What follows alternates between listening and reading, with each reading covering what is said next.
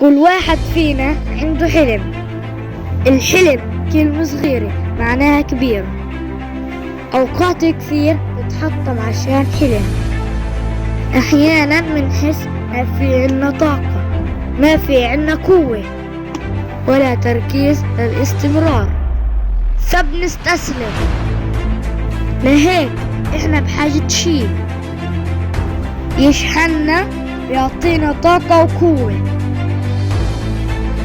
لكن انتبه،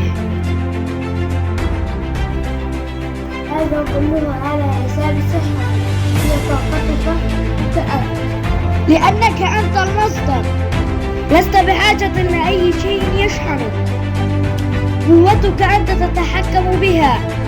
لا تدمر صحتك بطاقة مؤقتة. طاقتك بإيمانك هنا. حافظوا على صحتكم.